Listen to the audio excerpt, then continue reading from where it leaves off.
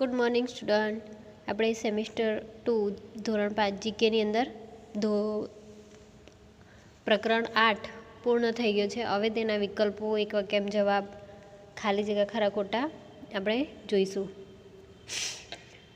વિકલ્પ છે બૃહદ સંહિતા ગ્રંથની રચના ગુપ્ત યુગના કયા મહાન ગણિતજ્ઞ અને ખગોળશાસ્ત્રીએ કરી હતી? તો બૃહદ સંહિતા ગ્રંથની રચના વરાહમિહિરે કરી હતી. ગ્રહણ પૃથ્વીની છાયા વડે થાય છે એવું સૌ પ્રથમ કોણે સાબિત કર્યું હતું? ગ્રહણ જે સૂર્યગ્રહણ અને ચંદ્રગ્રહણ થાય છે તે કેવી રીતે થાય છે તે કોણે સાબિત કર્યું હતું? આર્યભટ્ટ.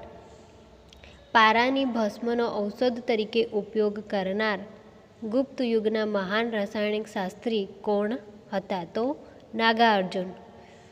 મહાન આયુર્વેદાચાર્ય કોણ છે? ધન્વંતરી. પદાર્થ નાના કણોનો બનેલો છે એવી શોધ કોણે કરી હતી? તો કણાદ. ભારતને અવકાશ યુગમાં પ્રવેશ અપાવનાર ભારતના પ્રસિદ્ધ ભૌતિકશાસ્ત્રી કોણ હતા? ડૉક્ટર વિક્રમ સારાભાઈ, જેમને અંતરિક્ષના પિતા પણ કહેવાય છે. સિદ્ધાંત શિરોમણી ગ્રંથની રચના કયા મહાન ગણિતશાસ્ત્રી અને ખગોળશાસ્ત્રીએ કરી હતી? ભાસ્કરાચાર્ય. અપ્સરા અણુ રિએક્ટર અણુભટ્ટીની સ્થાપનામાં કોનો મહત્વનો ફાળો હતો? રાજા રમન્ના. વનસ્પતિમાં જીવ છે એવું સૌ પ્રથમ કોણે સાબિત કર્યું હતું? જગદીશચંદ્ર બોઝ. વનસ્પતિ ઈસવીસન 1930માં કયા વૈજ્ઞાનિકને ભૌતિકશાસ્ત્ર માટે નોબેલ પારિતોષિક મળ્યું હતું? તો ડૉક્ટર સીવી રામન. કોસ્મિક કિરણોની શોધ કયા મહાન ભૌતિકશાસ્ત્રી એ કરી હતી? ડૉક્ટર વિક્રમ સારાભાઈ. કોસ્મિક કિરણો એટલે જે આપણે એક્સરે ને એ બધા કરીએ છીએ અને આપણને જે પ્રિન્ટ મળે છે એને કોસ્મિક કિરણો કહેવાય. એક્સરેમાં જે કિરણો આવે છે તે બધા. કૃત્રિમ જનીન તત્વની શોધ કરનાર મહાન જીવ રસાયણશાસ્ત્રી કોણ હતા? તો હરગોવિંદ ખુરાણા, જેમણે જનીન તત્વની શોધ કરી હતી. કયા મહાન વૈજ્ઞાનિક ભારતના ભૂતપૂર્વ રાષ્ટ્રપતિ પણ હતા? તો ડૉક્ટર એપીજે અબ્દુલ કલામ. તેઓ રાષ્ટ્રપતિ પણ હતા, એક શ્રેષ્ઠ શિક્ષક પણ હતા અને મહાન વૈજ્ઞાનિક પણ હતા. હવે જોઈએ આપણે એક વાક્યમાં જવાબ આપો. પહેલાં આપણે હતું એક જ શબ્દમાં જવાબ આપો હતું. હવે આપણે આ બીજા સેમમાં આવશે એક વાક્યમાં જવાબ આપો. એક વાક્યમાં જવાબ તમારે એક શબ્દમાં નથી લખવાનો, પૂરા વાક્યમાં લખવો પડશે, બરાબર? ચરક સંહિતા નામનો આયુર્વેદ પ્રસિદ્ધ ગ્રંથની રચના કોણે કરી હતી? તો આપણે પહેલાં લખતા હતા એક જ નામ આપી દેતા કોણે કરી, તો જેને કરી હશે એનું નામ આપી દેતા હતા. પણ અહીંયા તમારે એક વાક્યમાં પૂરા વાક્યમાં જવાબ લખવો પડશે. જો ચરક સંહિતા નામનો આયુર્વેદ પ્રસિદ્ધ ગ્રંથની રચના ચરકે કરી હતી, બરાબર? આ જે વૈજ્ઞાનિક છે એનું નામ છે. એ રીતે આ તમારે આખો પૂરા વાક્યમાં જવાબ લખવાનો છે. મેં અહીંયા એક જ શબ્દમાં લખ્યો છે પણ તમારે પૂરા વાક્યમાં જવાબો લખવાના છે. ભારતનો પ્રથમ ઉપગ્રહ કયો છે? તો ભારતનો પ્રથમ ઉપગ્રહ કયો હતો? આર્યભટ્ટ. તો ભારતનો પ્રથમ ઉપગ્રહ આર્યભટ્ટ છે એવું આખું પૂરા વાક્યમાં જવાબ આવશે. ગણિતના જાદુગર કોને કહેવાય છે? તો ગણિતના જાદુગર ડૉક્ટર ચંદ્રશેખર વેંકટ રામનને, અથવા તો ટૂંકું એનું નામ છે સીવી રામનને કહેવાય છે.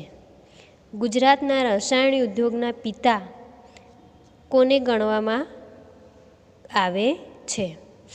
તો ત્રિભુવનદાસ ગજ્જર.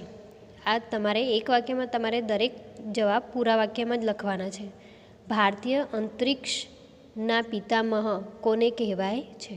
તો ડૉક્ટર વિક્રમ સારાભાઈને. ડૉક્ટર સીવી રામનને ક્યારે નોબેલ પારિતોષિક મળ્યો હતો? ઈસવીસન 1930માં. હવે આપણે આગળ ખાલી જગ્યા જોઈએ. ડૉક્ટર એપીજે અબ્દુલ કલામ ભૂતપૂર્વ ખાલી જગ્યા હતા. તો ભૂતપૂર્વ શું હતા? તેઓ રાષ્ટ્રપતિ હતા. ગુજરાતના પ્રસિદ્ધ રસાયણશાસ્ત્રી ખાલી જગ્યા હતા. ગુજરાતના પ્રસિદ્ધ રસાયણશાસ્ત્રી કોણ હતા? તો ત્રિભુવનદાસ ગજ્જર. ડૉક્ટર શાંતિ સ્વરૂપ ભટનાગરે ભારતમાં રાષ્ટ્રીય ખાલી જગ્યાની હારમાળા સર્જી હતી. તો શાંતિ સ્વરૂપે શું કરી હતી? પ્રયોગશાળાઓની હારમાળાઓ, પ્રયોગશાળાઓ ઘણી બધી ખોલી હતી. ભારતના પ્રથમ ઉપગ્રહને ખાલી જગ્યા નામ આપવામાં આવ્યું છે. તો ભારતનું પ્રથમ ઉપગ્રહને આર્યભટ્ટ, જે આર્યભટ્ટ નામના વૈજ્ઞાનિક હતા, તેમના નામ પરથી આ ઉપગ્રહનું નામ આપવામાં આવ્યું છે. કે.એસ. કૃષ્ણન નેશનલ ખાલી જગ્યા તરીકે જાણીતા હતા. તો નેશનલ પ્રોફેસર તરીકે તેઓ જાણીતા હતા. જોડકા જુઓ, વરામિહિર તો તેઓ ખગોળશાસ્ત્રી હતા. ડૉક્ટર સીવી રામન 1954માં ભારત રત્ન તેમને મળ્યો હતો. વાઘભટ્ટ અષ્ટાંગ હૃદયની રચના કરી, એ ગ્રંથનું નામ છે. હરગોવિંદ ખુરાના કૃત્રિમ જનીન તત્વોની શોધ કરી. સત્યેન્દ્રનાથ બોઝ બોઝન કણની શોધ કરી હતી. તમને પરીક્ષામાં તો સામસામે નહીં આપે, આડાઅવળા આપે, તમારે સાચા જવાબ લખવાના છે. બરાબર. બીજું આગળ જોઈએ આપણે હવે. ખરા ખોટાની નિશાની કરો. ચરક ભારતના મહાન આયુર્વેદાચાર્ય હતા. ખરું. ડૉક્ટર હોમી જહાંગીર ભાભા કોસ્મિક કિરણોની શોધ કરી હતી. સાચું, તેમણે કોસ્મિક કિરણોની શોધ કરી હતી. ડૉક્ટર એપીજે અબ્દુલ કલામે વનસ્પતિ સજીવ છે એવું સાબિત કર્યું હતું. ખોટું. કોને કર્યું હતું? જગદીશચંદ્ર બોઝ. આર્યભટ્ટ પદાર્થ નાના કણોનો બનેલો છે એવું સાબિત કરનાર હતા. એ પણ ખોટું. નાના કણોનો બનેલો છે તેવું કોણે સાબિત કર્યું હતું? કણાદ નામના વૈજ્ઞાનિકે. ચરક સંહિતા નામનો આયુર્વેદ ગ્રંથ ચરકે રચ્યો હતો. સાચું, તેમણે આ ગ્રંથ બનાવ્યો હતો.